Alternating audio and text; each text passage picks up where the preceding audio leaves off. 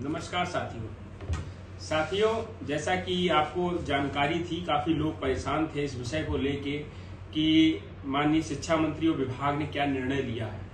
तो उस पर कई अभ्यर्थियों के इस विषय पर विचार आ रहे थे कि हो सकता है कि आंसर की के मामले में कुछ सरकार हल निकाल के उसके बाद हम लोग मतलब कि डिसीजन लेगी, तो उससे क्लियर हो जाएगा कि हम लोगों के मामले पे क्या हल हुआ है।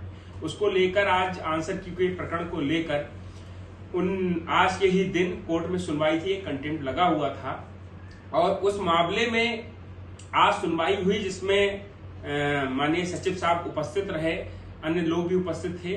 तो उनसे कहा गया कि अभी तक आपने ये मामला क्यों क्लियर नहीं किया। तो उन्होंने बताया सचिव परिषद ने कि जो है हमने लिस्ट बनाकर बेसिक शिक्षा सचिव को भेज दी थी 3 मार्च को, और उसके बाद कट ऑफ के निर्णय वही ले सकते हैं। जब तक कट ऑफ क्लियर नहीं होगी तब तक नियुक्ति मिलना संभव नहीं है। तो इस मामले में उन्होंने बताया कि 13/156 का एक आदेश है जो 13 मार्च को आया था, उसके कारण उसमें अभी तक हम लोग प्रोसेस नहीं कर पाए हैं। तो उन्होंने पूछा कि 13 मार्च का जो आदेश है वो क्या आदेश है और उसमें कब तक का समय है। तो उन्होंने बताया वहां कि उसमें लिस्ट रिविजिट करने का प्रावधान किया गया है और 3 माह का समय दिया है। तो कोर्ट ने उस मामले में जो आंसर की का मामला है उसमें अगली डेट जुलाई के प्रथम वीक में लगाई है। इससे ये चीजें सिद्ध होती हैं कि सरकार चाहे आंसर की का मामला हो और चाहे हम लोगों का मामला हो, दोनों में भाग रही है। और आप ये सोच लीजिए, जिन लोगों को लगता है कि अब जुलाई तक रिविजिट कर देंगे, ऐसा कहीं भी दिखता हुआ प्रतीत नहीं हो रहा है।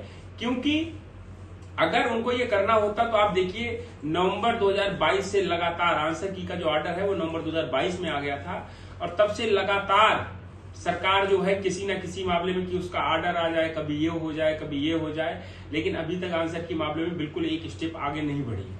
तो आप ये मान लीजिए कि अब जो समय आ गया है हम लोगों का, जो मंत्री को समय दिया गया था वो कार्यकाल भी पूरा हो चुका है। 1 महीने का जो 15-20 दिन का जो समय दिया था, अब हम लोगों को अपनी आवाज बुलंद करनी होगी।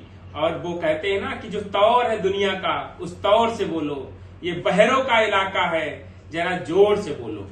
तो अब हम लोगों को फिर अपनी आवाज लखनऊ की धरती पे गूंजनी पड़ेगी, दिखाना पड़ेगा कि 69,000 शिक्षक भर्ती के जो आरक्षण पीड़ित वर्ग के अभ्यर्थी हैं वो सिर्फ समय का इंतजार कर रहे थे कि माननीय मुख्यमंत्री जी, शिक्षा मंत्री जी हम लोगों को न्याय दें।